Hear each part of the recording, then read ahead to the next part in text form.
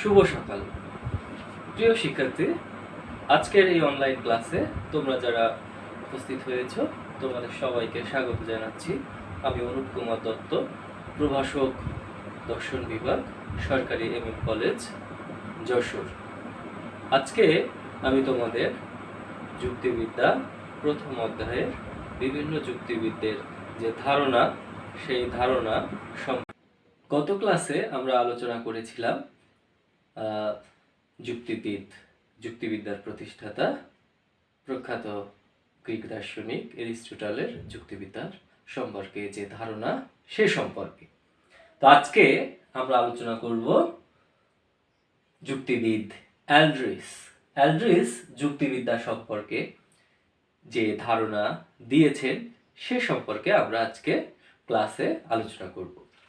তো প্রথমে আমরা আসি যে অ্যালড্রিস যুক্তিবিদ্যা সম্পর্কে যেটি বলেছেন সেটি হচ্ছে, অ্যালড্রিস বলেছেন যুক্তিবিদ্যা হচ্ছে যুক্তি পদ্ধতি সম্বন্ধীয় কলাবিদ্যা। তো এখানে একটা জিনিস তোমরা খেয়াল করো, যেটি ইংরেজি করলে হয় logic is the art of reasoning. তাহলে আমরা এখানে দেখতে পাচ্ছি যুক্তিবিদ অ্যালড্রিস যুক্তিবিদ্যাকে যুক্তি পদ্ধতি সম্বন্ধীয় কলাবিদ্যা বলেছেন। মানে যুক্তিবিদ্যাকে অ্যালড্রিস কি বলেছেন, যে যুক্তিবিদ্যা শুধুমাত্র একটি কলাবিদ্যা, শুধুমাত্র কলাবিদ্যা হিসেবে যুক্তিবিদ্যাকে অভিহিত করেছেন। কিন্তু প্রকৃত বিশ্লেষণে, প্রকৃত অর্থে আমরা যদি যুক্তিবিদ্যা সম্পর্কে জানতে চাই বা যুক্তিবিদ্যার স্বরূপ বিশ্লেষণ করতে পারি, তাহলে আমরা এটি নিশ্চিতভাবে বলতে পারি যে যুক্তিবিদ্যা শুধুমাত্র কিন্তু যুক্তি পদ্ধতি সম্বন্ধীয় কলাবিদ্যা, এমনটি না। হ্যাঁ, যুক্তিবিদ্যা কলাবিদ্যা, কিন্তু যুক্তিবিদ্যা আবার বিজ্ঞান। যুক্তিবিদ্যা শুধুমাত্র কলাবিদ্যা না, যুক্তিবিদ্যাকে বিজ্ঞান হিসেবেও চিহ্নিত করা যায়। কেননা যুক্তিবিদ্যা শুধুমাত্র কলা নিয়ে আলোচনা করে না, বরং যুক্তির যে সব নিয়মাবলী, প্রক্রিয়াগুলো আছে, এই প্রক্রিয়াগুলো সম্পর্কে যুক্তিবিদ্যা কিন্তু ধারাবাহিকভাবে চিন্তার নিয়মাবলী, যৌক্তিক প্রক্রিয়া সমূহ, শ্রেণীবিন্যাস, পদ, এইসব বিবিধ বিষয়গুলো নিয়ে যুক্তিবিদ্যার আলোচনা হয়ে থাকে। তাহলে শুধুমাত্র যদি আমরা অ্যালড্রিস যদি যুক্তিবিদ্যাকে শুধু কলাবিদ্যা হিসেবে অভিহিত করেন, তাহলে সেক্ষেত্রে আমরা দেখতে পাই যে যুক্তিবিদ্যা যে সংজ্ঞাটি, এই সংজ্ঞাটি আসলে কি দোষে দুষ্ট হচ্ছে? অব্যাপক দোষে। এটা কি দোষে দুষ্ট হচ্ছে? অব্যাপক দোষে দুষ্ট। কেননা সংজ্ঞাটি যুক্তিবিদ্যার ব্যাপকতা বা যুক্তিবিদ্যার সীমানা ততটুকু কিন্তু আমরা এই সংজ্ঞার মাধ্যমে পাচ্ছি না। তাহলে আমরা কি বলতে পারি? যে যুক্তিবিদ্যা আসলে শুধুমাত্র কলা নয়, কলা ও বিজ্ঞান উভয়। তারপরে কি? তারপরে যুক্তিবিদ্যা যুক্তি পদ্ধতি ও সহায়ক প্রক্রিয়ার যে দিকগুলো নিয়ে আলোচনা করে, এই বিষয়টি কিন্তু অ্যালড্রিসের এই সংজ্ঞায় সম্পূর্ণভাবে অ্যালড্রিস তার সংজ্ঞাটির মধ্য থেকে এড়িয়ে গিয়েছে। কিন্তু আমরা বলবো যে এই জিনিসটা, যে যুক্তিবিদ্যা যুক্তি পদ্ধতি ও সহায়ক প্রক্রিয়াগুলো নিয়ে আলোচনা করে, এটি অবশ্যই তাদের এই সংজ্ঞার মধ্যে আসা উচিত ছিল। তারপরেও যুক্তিবিদ্যা যেসব বিভিন্ন ধরনের ধারণাগুলো আছে, যেমন আরোহ অনুমান, সহ অনুমান, তারপরে অমাধ্যম অনুমান, মাধ্যম অনুমান, এগুলো সম্পর্কেও কিন্তু অ্যালড্রিস কোনো কিছুই বলেন নাই যে যুক্তিবিদ্যা কেমন ধরনের বা কোন কোন বিষয়গুলো অন্তর্ভুক্ত হবে। শুধুমাত্র কলাবিদ্যা বলে তিনি যে সংজ্ঞাটি প্রদান করেছেন, এটি সংকীর্ণ এবং এই সংজ্ঞাটি থেকে যুক্তিবিদ্যার প্রকৃত স্বরূপ আমরা পাই না। এটি হচ্ছে অ্যালড্রিসের যুক্তিবিদ্যার বিশ্লেষণ থেকে আমরা। প্রিয় শিক্ষার্থীরা, দেখো আমরা এবার যুক্তিবিদ অ্যালবার্টস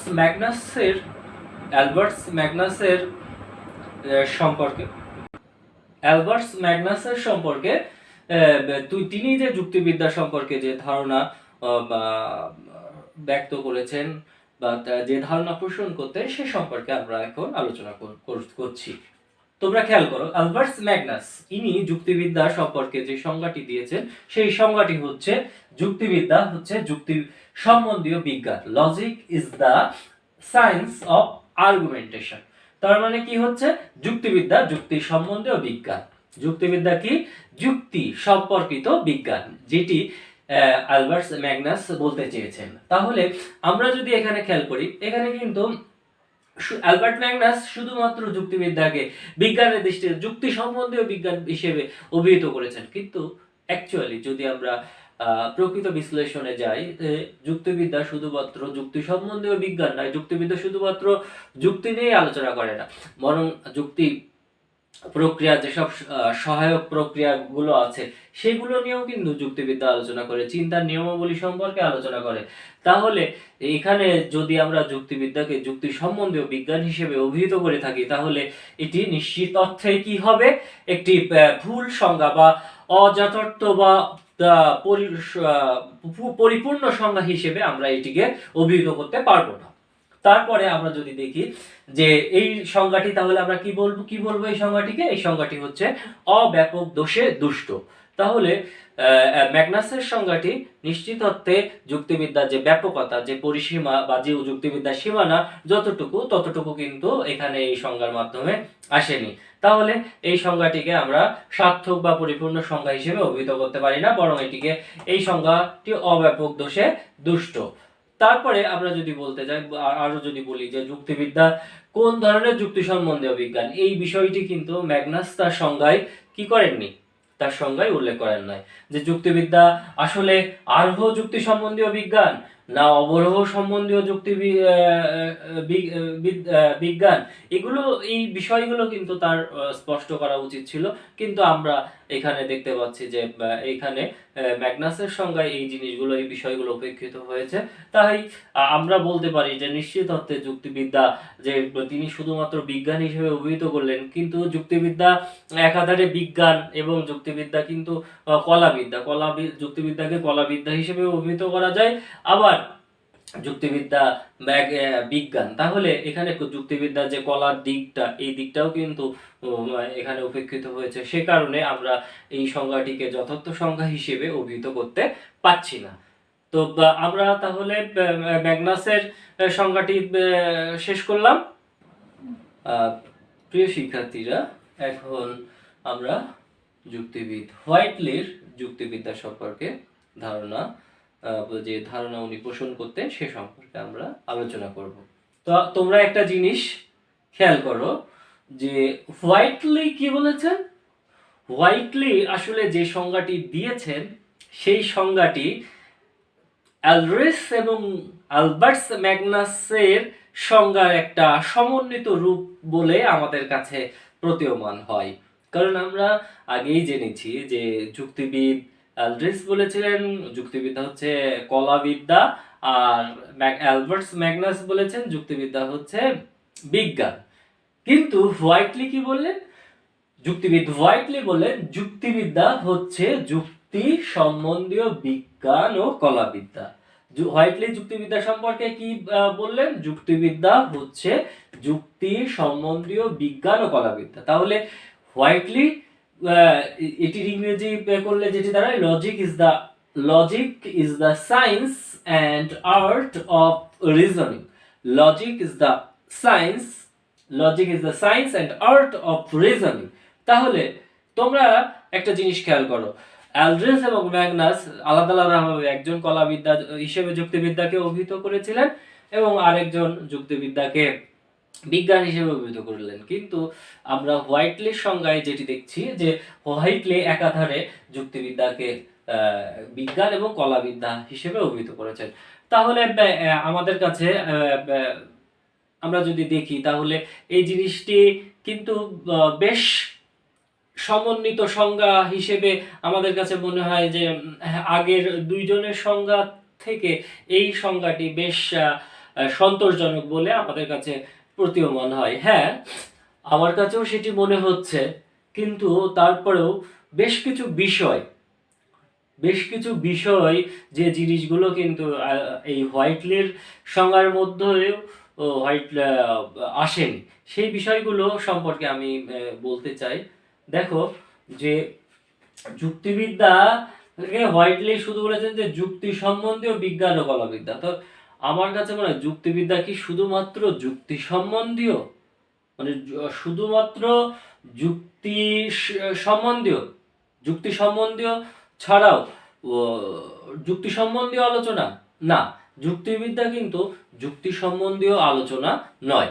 যুক্তিবিদ্যা যুক্তি সম্বন্ধীয় আলোচনার মধ্যে সীমাবদ্ধ নয়, বরং যুক্তিবিদ্যা একাধারে যে যুক্তি পদ্ধতি যুক্তি সম্বন্ধীয় আলোচনা করে তা নয়, বরং যুক্তির যে প্রক্রিয়াগুলো আছে, যুক্তির যে সহায়ক প্রক্রিয়াগুলো আছে, এই বিষয়গুলো নিয়েও কিন্তু যুক্তিবিদ্যা আলোচনা করে। তো এই বিষয়টিও কিন্তু আমরা হোয়াইটলির সংজ্ঞায় পাচ্ছি না। হোয়াইটলি শুধুমাত্র যুক্তিবিদ্যাকে যুক্তি সম্বন্ধীয় বিজ্ঞান হিসেবে শুধুমাত্র একটু তাকে সংক্ষেপ করে ফেলেছেন, যুক্তিবিদ্যার পরিসরকে সীমিত করে ফেলেছেন, কিন্তু যুক্তিবিদ্যা শুধুমাত্র যুক্তি সম্বন্ধীয় বিজ্ঞান ও কলাবিদ্যা নয়, বরং যুক্তি সম্বন্ধীয় ছাড়াও যুক্তিবিদ্যার যুক্তির যেসব সহায়ক প্রক্রিয়াগুলো আছে, সেই চিন্তার নিয়মাবলীগুলো আছে, এগুলো নিয়েও কিন্তু যুক্তিবিদ্যা আলোচনা করে। তাহলে এই বিষয়টি কিন্তু আমরা হোয়াইটলির সংজ্ঞায় পাচ্ছি না।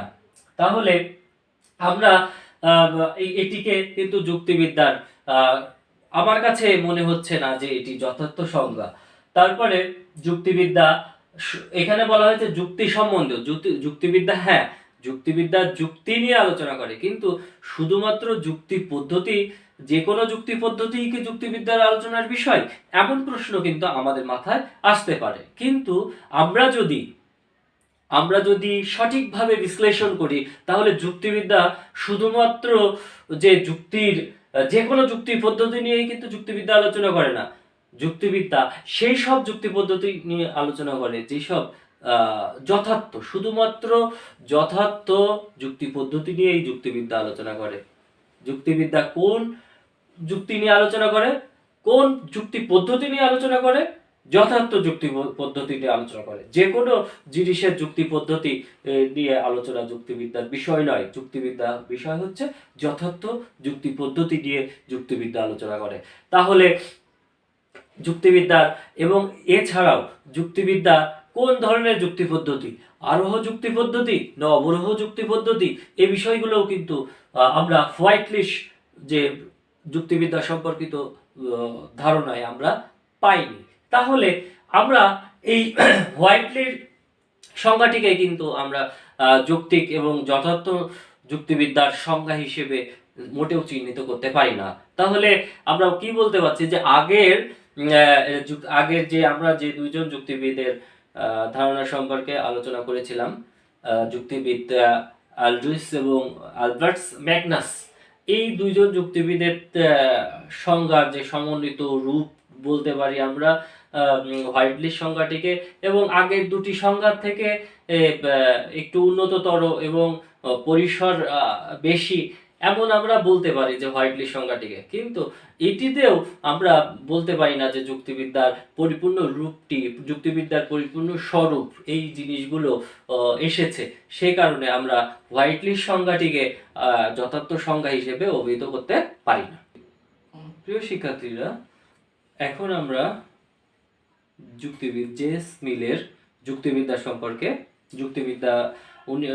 উনি যে ধারণা পোষণ করতেন, যে ধারণা, যে সংজ্ঞা দিয়েছেন, সেগুলো সম্পর্কে আমরা আলোচনা করব। তাহলে তোমরা খেয়াল করো,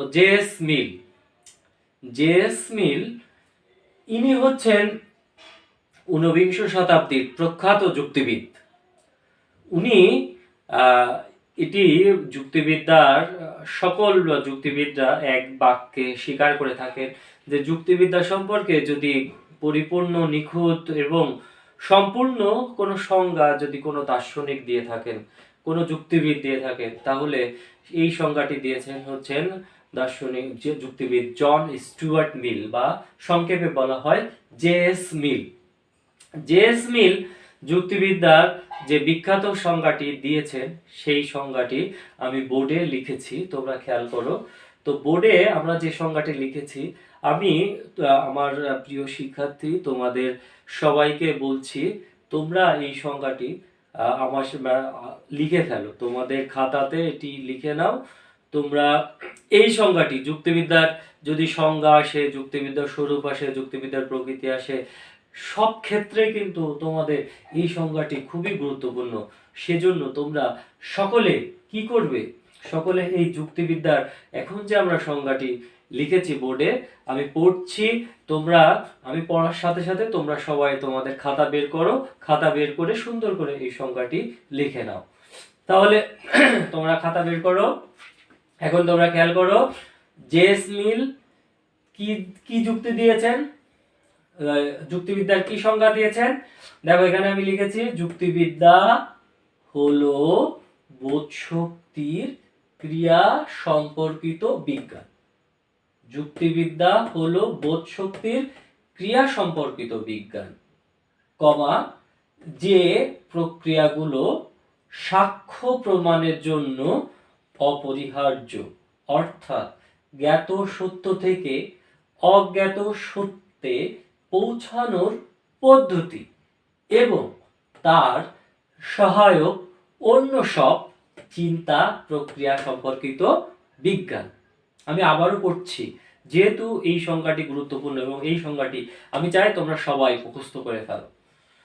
আমি আবারও পড়ছি, যুক্তিবিদ্যা হলো বোধ শক্তির ক্রিয়া সম্পর্কিত বিজ্ঞান, যে প্রক্রিয়াগুলো সাক্ষ্য প্রমাণের জন্য অপরিহার্য, অর্থাৎ জ্ঞাত সত্য থেকে অজ্ঞাত সত্যে পৌঁছানোর পদ্ধতি এবং তার সহায়ক অন্য সব চিন্তা প্রক্রিয়া সম্পর্কিত বিজ্ঞান।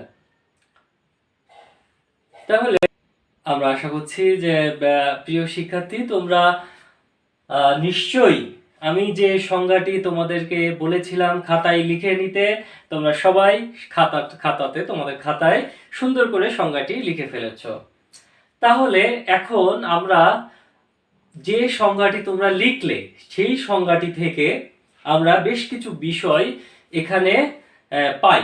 সংজ্ঞাটি যদি আমরা প্রকৃত অর্থে বিশ্লেষণ করি, আমি বলেছি যে জেস মিলের সংজ্ঞাটিকে যুক্তিবিদ্যার সবচেয়ে নিখুঁত এবং পরিপূর্ণ সংজ্ঞা হিসেবে অভিহিত করা হয়েছে। তোমাদের মনে কিন্তু প্রশ্ন আসতে পারে যে স্যার কেন জেস মিলের সংজ্ঞাটিকে আমরা পরিপূর্ণ সংজ্ঞা হিসেবে অভিহিত করেছি, এই প্রশ্ন কিন্তু তোমাদের সবার মনে চলে আসছে। তাহলে এই প্রশ্নের উত্তর খোঁজার জন্য আমাদেরকে কি করতে হবে, মিলের সংজ্ঞাটিকে বিশ্লেষণ করতে হবে। মিলের সংজ্ঞায় যুক্তিবিদ্যাকে মিল কোন কোন দিক দিয়ে, কোন কোন আঙ্গিকে যুক্তিবিদ্যার স্বরূপ আমাদের সামনে তুলে ধরেছেন সে সম্পর্কে আমাদেরকে জানতে হবে। আর প্রিয় শিক্ষার্থী, তোমরা সবাই খেয়াল করো যে যুক্তিবিদ্যার সংজ্ঞা, যে প্রদত্ত সংজ্ঞাটি জেস মিল দিয়েছেন, সেই সংজ্ঞাটি বিশ্লেষণ করলে আমরা প্রথমে আমি দেখো লিখেছি যুক্তিবিদ্যা বিজ্ঞান। যুক্তিবিদ্যাকে জেস মিল কি হিসেবে অভিহিত করেছেন, বিজ্ঞান হিসেবে অভিহিত করেছেন। কেননা তিনি তার সংজ্ঞায় বলেছেন যুক্তিবিদ্যা সাক্ষ্য বিচারের বোধ শক্তির ক্রিয়া নিয়ে আলোচনা করে। যুক্তিবিদ্যা কি করে? যুক্তিবিদ্যা সাক্ষ্য বিচারের জন্য বোধ শক্তির ক্রিয়া নিয়ে আলোচনা করে। তাহলে যখনই বোধ শক্তির ক্রিয়া নিয়ে আলোচনা করে তখন যুক্তিবিদ্যাকে কিন্তু বিজ্ঞান হিসেবে অভিহিত করা হচ্ছে। আবার যুক্তিবিদ্যাকে জেস মিল অনুমান বা যুক্তি পদ্ধতির বিজ্ঞান বলে অভিহিত করেছেন। এখন তোমাদের মনে প্রশ্ন আসতে পারে যে স্যার, অনুমান বা যুক্তি পদ্ধতি কিভাবে?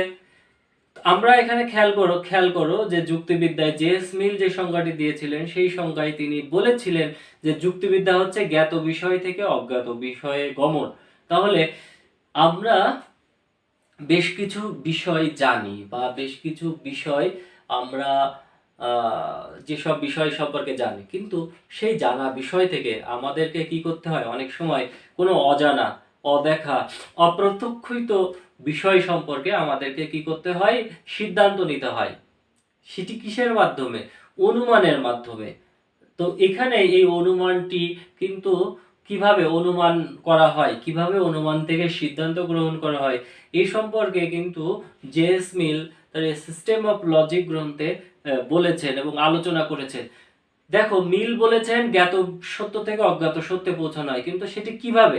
সেটি করা হয় এই তোমার বোধ শক্তির ক্রিয়াপরতা এগুলো কিভাবে দ্বারা, তারপরে হচ্ছে কি যথার্থ যুক্তি পদ্ধতি অনুসরণের মাধ্যমেই কিন্তু করা হয়ে থাকে।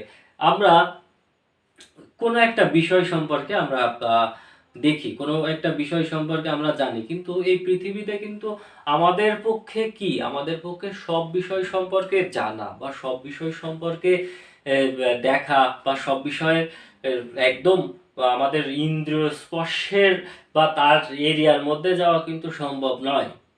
আমাদেরকে কি করতে হয় তখন? যথার্থ যুক্তি পদ্ধতি, আমাদের বোধ শক্তির ক্রিয়াগুলোকে কাজে লাগিয়ে যথার্থ যুক্তি পদ্ধতি অনুসরণ করে আমরা কি করতে হয়? আমরা একটা সিদ্ধান্তে পৌঁছাই। যেমন ধরো, আমরা যদি বলি যুক্তিবিদ্যার খুব জনপ্রিয় একটি তোমার যুক্তি, সেটি হচ্ছে, যেমন ধরো যদি বলা হয় সব মানুষ হয় মরণশীল, অতএব রহিম একজন মানুষ, অতএব রহিম হয় মরণশীল। এখন দেখো, আমরা শেষে সিদ্ধান্ত নিয়েছি যে রহিম হয় মরণশীল, কিন্তু দেখো যে এই একটা যে সংজ্ঞাটি, এখানে কিন্তু আমরা রহিমের মরণশীলতাটা আমরা দেখি নাই, কিন্তু ইতোপূর্বে বিভিন্ন মানুষের মরণশীলতা সম্পর্কে আমরা অবগত হয়েছি, আমরা ধারণা লাভ করেছি। তো সেখান থেকে আমরা কি করছি? সেখান থেকে একটা সিদ্ধান্ত নিচ্ছি যে রহিম মরণশীল। সেখান থেকে এই সিদ্ধান্তটি অনিবার্যভাবে নিঃসৃত হচ্ছে। কিন্তু রহিমের মরণশীলতা কিন্তু আমরা চাক্ষুষভাবে প্রত্যক্ষ করি নাই, এটি ভবিষ্যতের একটি ঘটনা। তাহলে এটি যে অনুমান করলাম, সেটি কিসের মাধ্যমে? সেটি আমাদের বোধ শক্তিকে কাজে লাগিয়ে যথার্থ যুক্তি পদ্ধতিকে অনুসরণ করে আমরা কি করলাম? আমাদের এই যুক্তিটি আমরা এই ধারণায় সিদ্ধান্ত পৌঁছালাম। তাহলে কি জ্ঞাত সত্য থেকে অজ্ঞাত সত্যে যে একটা পৌঁছানোর প্রক্রিয়া, এটি হচ্ছে যুক্তিবিদ্যা। তাহলে এখানে আমরা যুক্তিবিদ্যাকে কিন্তু একটা অনুমান বা যুক্তি পদ্ধতির বিজ্ঞান, অনুমানমূলক বিজ্ঞান বা যুক্তি পদ্ধতির বিজ্ঞান হিসেবে জন স্টুয়ার্ট মিল অভিহিত করলেন। তারপর যুক্তিবিদ্যা, তাহলে এদিক দিয়ে যুক্তিবিদ্যা যে বিজ্ঞান, সেটি আমাদের কাছে স্পষ্ট হলো।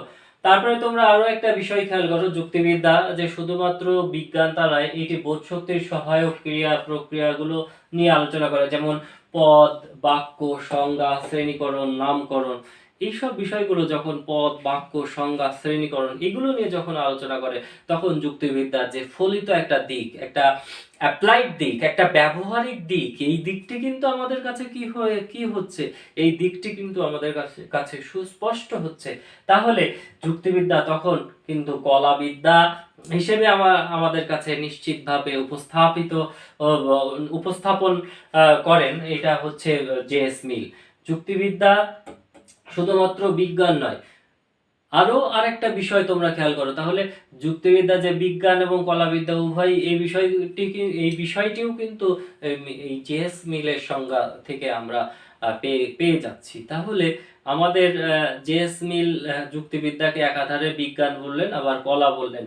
আবার দেখো, যুক্তিবিদ্যা কে তিনি বলেছেন সাক্ষ্য প্রমাণাদির বিচার করে সত্য অনুসন্ধান করার কাজ। সাক্ষ্য প্রমাণাদি বিচার করে কি করা হয়? সাক্ষ্য প্রমাণাদি বিচার করে প্রকৃত সত্যতা যাচাই বাছাই করা হয়।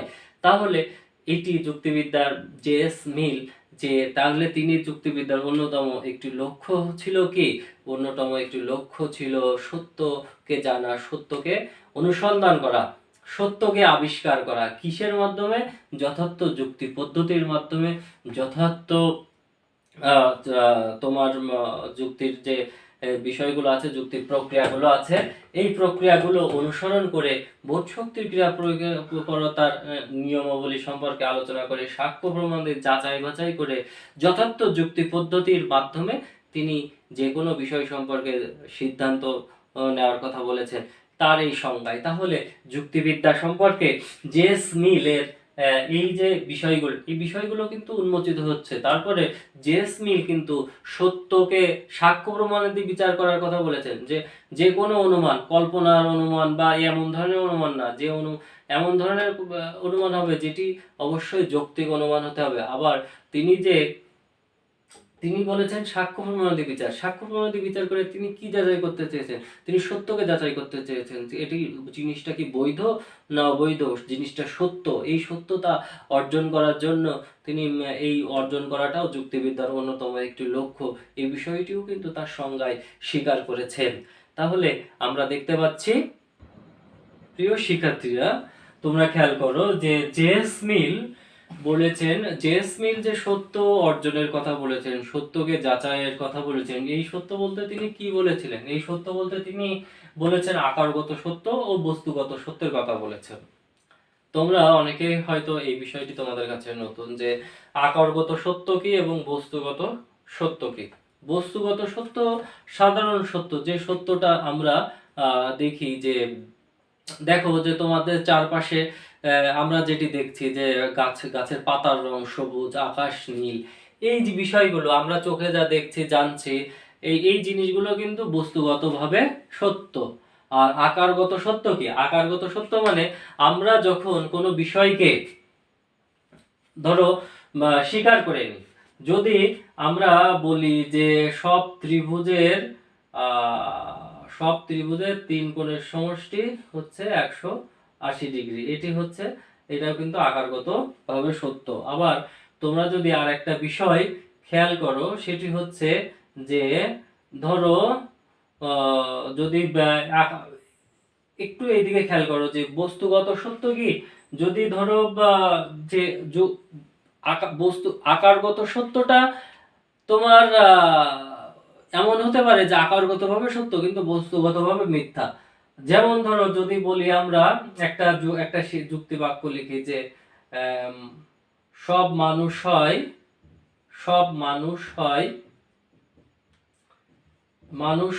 অমর, সব মানুষ হয় অমর, রহিম হয় মানুষ, অতএব রহিম হয় অমর।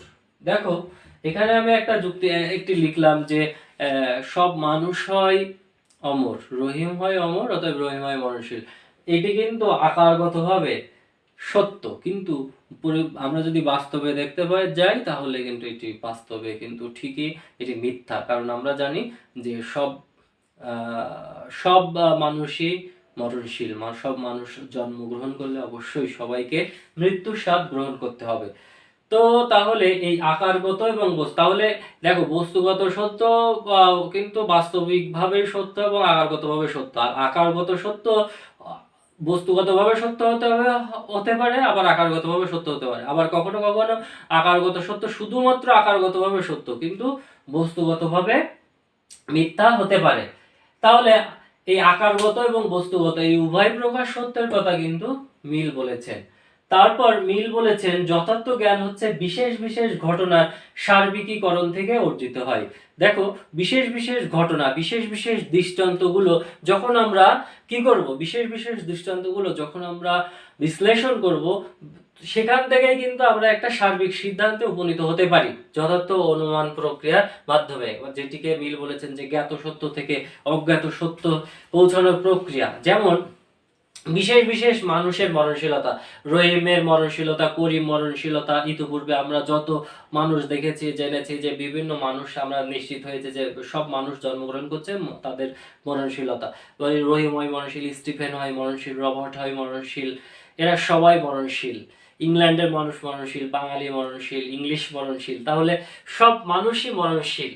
তাহলে এখান থেকে আমরা যদি সিদ্ধান্ত দিই যে হচ্ছে কুদ্দুস হয় মরণশীল, তাহলে কিন্তু এই যে কুদ্দুসের মরণশীলতা আমরা জানতাম না, কিন্তু আমরা জেনেছি যে সব মানুষ এই যে বিভিন্ন মানুষের বিশেষ বিশেষ মানুষের মরণশীলতা, এখান থেকে কুদ্দুসও মরণশীল। তারপর আমরা কি সেখান থেকে একটা সিদ্ধান্ত নিলাম যে সব মানুষ হয় মরণশীল। এটি হচ্ছে একটা সার্বিকীকরণ হলো, বিশেষ বিশেষ দৃষ্টান্ত থেকে আমরা একটা সার্বিক সিদ্ধান্ত টানলাম, সেটি হচ্ছে কি সব মানুষ হয় মরণশীল। আমরা আমাদের জীবনে কয়েকজন মানুষ বা কিছু মানুষের মরণশীলতা আমরা দেখেছি জেনেছি, সে কিন্তু এমন কোনো মানুষ দেখি নাই যে মানুষ অমর। তাহলে এই যে কিছু মানুষের মরণশীলতা থেকে আমরা ব্যাপকভাবে সারা পৃথিবীর সারা বিশ্বের মানুষের মরণশীলতার যে সিদ্ধান্তটি নিলাম, এটি কিসের মাধ্যমে করলাম? যে বিশেষ বিশেষ ঘটনা, যে বিশেষ বিশেষ মানুষের মরণশীলতার ঘটনা, এই ঘটনাকে কি করলাম? সার্বিকীকরণ করলাম, সকল মানুষ হয় মরণশীল। এই যে সকল মানুষ হয় মরণশীল, এটি হচ্ছে সিদ্ধান্ত এবং এটি সার্বিকীকরণের মাধ্যমে হয়েছে বিশেষ বিশেষ মানুষের মরণশীলতা থেকে। তাহলে এই মিল তার যুক্তিবিদ্যার সম্পর্কিত আলোচনায় যুক্তিবিদ্যায় আরোহ অনুমানের উপর বিশেষ গুরুত্ব আরোপ করেছেন, কেননা আরোহ অনুমানে বিশেষ বিশেষ দৃষ্টান্ত মাধ্যমে একটি অজ্ঞাত সত্যে পৌঁছানো হয়, সার্বিক অজ্ঞাত সত্যে পৌঁছানো হয়। তাহলে মিল কিন্তু তার যুক্তিবিদ্যা সম্পর্কিত আলোচনায় আরোহ অনুমানের উপর বেশি গুরুত্ব আরোপ করলেন, এবং এই মিল আরোহ অনুমান সম্পর্কে যখন আলোচনা করছিলেন, সেই আলোচনা করার সময় আমরা দেখেছি যে মিল প্রকারান্তে অবরোহের কি করেছেন, সমালোচনা করেছেন। কিভাবে সমালোচনা করেছেন? যে অবরোহ অনুমানে আসলে নতুন কোনো জ্ঞান আমাদের দেয় না। কেননা আমরা যদি বলি অবরোহ অনুমান কি করা হয়, সার্বিক থেকে বিশেষ কোনো একটা সিদ্ধান্ত আসা হয়। যখন অবরোহে মিল বললেন সব মানুষ হয় মরণশীল, যখন বলা হবে এই সার্বিক যে রহিময় মানুষ অতএব রহিময় মরণশীল, এমন দৃষ্টান্ত যখন আমরা অবরোহ অনুমানে পাই, তখন কিন্তু অবরোহ অনুমানের যে সিদ্ধান্ত রহিমের মরণশীলতা, রহিময় মরণশীল, এটি কিন্তু আমরা যখন বলছি যে সব মানুষ হয় মরণশীল, এই সব মানুষ হয় মরণশীলের মধ্যেই কিন্তু আমরা স্বীকার করে নিয়েছি। তাহলে রহিম একজন মানুষের একজন সদস্য হিসেবে নিশ্চয়ই রহিম ও মরণশীলতার মধ্যে আওতাভুক্ত, এই জিনিসটি কিন্তু আমরা স্বীকার করে নিয়েছি। তাহলে রহিমের মরণশীলতা যে আমরা সিদ্ধান্তে আসলাম অবরোহ অনুমানের মাধ্যমে যে রহিময় মরণশীল, এই রহিম এর মরণশীলতা কিন্তু আমরা কোনো নতুন কোনো জ্ঞান বা নতুন কোনো তথ্য এখান থেকে পাচ্ছি না। সেজন্য অবরোহ অনুমানকে মিল যথার্থ অনুমান হিসেবে অভিহিত করেন নাই। তাই মিল অবরোহ অনুমানকে যথার্থ অনুমানের পদ্ধতি হিসেবে স্বীকার করেননি, তাহলে তোমরা একটা জিনিস খেয়াল করো যে অবরোহে তিনি কি বলতে চেয়েছেন, যে অবরোহের সত্য পূর্ব স্বীকৃত সত্য। যখন আমরা বলছি সব মানুষ হয় মরণশীল এবং সেখান থেকে আমরা সিদ্ধান্ত নিচ্ছি রহিম হয় মরণশীল, তাহলে এই রহিমের মরণশীলতা কিন্তু পূর্বেই স্বীকার করা হয়েছে সব মানুষ হয় মরণশীলতার মধ্যে। তাহলে এইটা কিন্তু এই পূর্ব স্বীকৃত নতুন। আমরা জানি জ্ঞান হওয়ার জন্য আমাদের কি করতে হবে, জ্ঞান হওয়ার জন্য সে বিষয়টি অবশ্যই একটা নতুন কোনো তথ্য, নতুন কোনো একটা জ্ঞান আমাদেরকে দিবে, কিন্তু আমরা এখানে কোনো নতুন ইনফরমেশন আমরা পাচ্ছি না। তারপরে এখন আমরা এইগুলোই মূলত মিল তার আলোচনায় যুক্তিবিদ্যার স্বরূপ বিশ্লেষণ করেছেন, তার যুক্তিবিদ্যার সংজ্ঞাকে বিশ্লেষণ করে আমরা এগুলো পেয়েছি। তারপরেও তোমরা আমি মিলের দেখো কোনো কিছুই একদম সম্পূর্ণ বা নিখুঁত নয়, প্রত্যেকের মধ্যে কিছু কিছু দুর্বলতা বা প্রত্যেকের মধ্যে কিছু তোমাদের উইক পয়েন্ট থাকে, সেই বিষয়গুলো আমরা একদম অস্বীকার করতে পারি না। তো মিলের এই সংজ্ঞাটিকেও কিন্তু বিভিন্ন এত ভালো এত সুন্দর সংজ্ঞা হওয়া সত্ত্বেও এই সংজ্ঞা সম্পর্কেও কিন্তু অনেক ধরনের সমালোচনা বা এই বেশ কিছু বিষয় আমরা করতে পারি। যেমন ধরো মিল বলেছেন কি বোধ শক্তির অনুগত জ্ঞান প্রক্রিয়া, কি মিলের মতে একমাত্র জ্ঞান পদ্ধতি হচ্ছে বোধ শক্তির অনুগত জ্ঞান প্রক্রিয়া, কিন্তু একমাত্র জ্ঞানের পদ্ধতি এটি নয়, এটি ছাড়াও আরো অনেক ধরনের জ্ঞানের পদ্ধতি আমরা বাস্তবে পাই। তাহলে শুধুমাত্র বোধ শক্তির অনুগত প্রক্রিয়াকে জ্ঞানের প্রক্রিয়া একমাত্র পদ্ধতি হিসেবে অভিহিত করা নিশ্চয়ই এটি ঠিক হয়নি। তারপরে অবরোহ মিল বলেছেন যে অবরোহের মাধ্যমে আমরা অনুমানমূলক যে জ্ঞান পাই সেটিকে তিনি সমালোচনা করেছেন। তারপরও আমরা বলতে পারি যে অবরোহের বিভিন্ন ধরনের সার্বিক এবং স্বতঃসিদ্ধ সূত্রকে অ্যাপ্লাই করে আমরা অনেক বিষয়, অনেক বিজ্ঞানের বিভিন্ন বিষয়, গণিতের অনেক জটিল জটিল হিসাব নিকাশ বা বিভিন্ন ফর্মুলা, এই ফর্মুলাগুলো আমরা প্রয়োগ করে আমরা কি করতে পারি, সেখান থেকে বিভিন্ন ধরনের নতুন নতুন তোমার গণিত, তারপরে হচ্ছে পরিমিতি, বীজগণিত, এগুলো কিন্তু আমরা এখান নতুন নতুন ধরনের এগুলো সমাধান করার ক্ষেত্রে খুবই গুরুত্বপূর্ণ ভূমিকা রয়েছে। সেক্ষেত্রে তাই অবরোহ অনুমানকে আমরা কিন্তু একেবারে অস্বীকার করতে পারি না। তো এই ছিল তো তাহলে আমরা কি এখান থেকে কি বুঝতে পারছি যে যুক্তিবিদ্যা শুধুমাত্র আরোহ অনুমান নয়, আরোহ অনুমানেরই গুরুত্ব রয়েছে এমনটি নয়, আরোহ অনুমানেরও গুরুত্ব রয়েছে এবং অবরোহ অনুমানেরও গুরুত্ব রয়েছে, দুটোরই গুরুত্ব আমরা অস্বীকার করতে পারি না। তো এটি ছিল মূলত আজকের এই আলোচনার মূল বিষয়। তো আজকের আমরা আলোচনায় কি কি শিখলাম সেই বিষয়গুলো আমি আরেকটু সামারাইজ করে দিতে চাই, যে আজকে আমরা মোটামুটি তোমার 4জন দার্শনিকের যুক্তিবিদ্যা সম্পর্কে যে ধারণা সেটি আমরা আলোচনা করেছি। প্রথমে কোন দার্শনিক কোন যুক্তিবিদ্যার ধারণা আমরা আলোচনা করেছি। প্রথমে ছিলেন অ্যালড্রিস, তারপরে আমরা আলোচনা করেছি অ্যালড্রিস বলেছিলেন যুক্তিবিদ্যা হচ্ছে কলাবিদ্যা। তারপরে দ্বিতীয় যে আলোচনা দ্বিতীয় যে যুক্তিবিদ্যা সম্পর্কে ধারণা তিনি ছিলেন অ্যালবার্ট ম্যাগনাস। তিনি বলেছিলেন যুক্তিবিদ্যা হচ্ছে যুক্তি পদ্ধতি সম্বন্ধীয় বিজ্ঞান। আবার তৃতীয় যে হোয়াইটলি ছিলেন, তিনি কি বললেন? তিনি সমন্বয় করে বললেন যে যুক্তিবিদ্যা একাধারে যুক্তি পদ্ধতি সম্বন্ধীয় বিজ্ঞান ও কলাবিদ্যা উভয়। তারপরে আমরা কোন দার্শনিক সম্পর্কে আলোচনা, তারপরে আমরা সর্বশেষ জেস মিল বা জন স্টুয়ার্ট মিলের সংজ্ঞাটি দিই, এবং সংজ্ঞাটিকে আমরা কি বলি, এই জেস মিলের সংজ্ঞাটি হচ্ছে মোটামুটি সন্তোষজনক এবং নিখুঁত সংজ্ঞা হিসেবে অভিহিত করা হয় যুক্তিবিদ্যার। তো এই সংজ্ঞা থেকে আমরা অনেক বিষয়গুলো সম্পর্কে জেনেছি যে জেস মিল তিনি বলেছিলেন যথার্থ জ্ঞান হচ্ছে বিশেষ বিশেষ ঘটনার সার্বিকীকরণ থেকে অর্জিত হয়, এবং জ্ঞাত সত্য থেকে অজ্ঞাত সত্য পৌঁছানোর যে প্রক্রিয়া সেটিকেই তিনি অনুমান বলেছেন। এই যে যৌক্তিক অনুমান সম্পর্কে আলোচনা করেছি, জ্ঞাত সত্য অজ্ঞাত সত্য এগুলো নিয়েও কিন্তু মিল আলোচনা করেছে। তো এই বিষয়গুলোই আজকের ক্লাসে তোমাদেরকে শেখানো হলো। যুক্তিবিদ্যার বিভিন্ন যুক্তিবিদ্যা সম্পর্কে আমরা যদি যে বিষয়টি পড়বো সেই বিষয়টি সম্পর্কে বিভিন্ন যুক্তিবিদ কি বলেছেন সেটি জানাও কিন্তু আমাদের অত্যন্ত জরুরি একটি বিষয়। তো আজকের এই গত ক্লাস এবং আজকের ক্লাস থেকে তোমরা মোটামুটি যুক্তিবিদ্যার সম্পর্কে গুরুত্বপূর্ণ যুক্তিবিদদের যেসব ধারণাগুলো সেগুলো আলোচনা করা হচ্ছে। তো এই বিষয়গুলো তোমরা আজকের ক্লাস করার পরে সেগুলো বাসায়ও পড়ালেখা করবে, বাসায় করে নিজেরা বিষয় আরও তোমাদের কাছে সুস্পষ্ট হবে। এবং এর মাঝেও যদি তোমাদের কোনো ধরনের কোনো সমস্যা থাকে তো সেগুলো তোমরা কমেন্ট সেকশনে লিখতে পারো, আমি সেগুলো রিপ্লাই দেওয়ার চেষ্টা করব। আর তোমরা সবাই আজকে যারা ক্লাস করলে, এত কষ্ট করে তোমরা অনলাইনে ক্লাস করলে, তোমরা সবাই তোমাদের নাম, রোল নাম্বার এটি অবশ্যই কমেন্ট সেকশনে লিখে আমাকে জানিয়ে দাও, সেটি তোমাদের উপস্থিতি হিসেবে কাউন্ট করা হবে। ফেসবুকের কমেন্ট সেকশনে তোমরা আজকের এই ক্লাসের সম্পর্কে তোমাদের যদি কোনো প্রশ্ন থাকে বা কোনো জানার কোনো সমস্যা থাকে সেই বিষয়গুলো তোমরা লিখবে, আমি অবশ্যই রিপ্লাই দিব।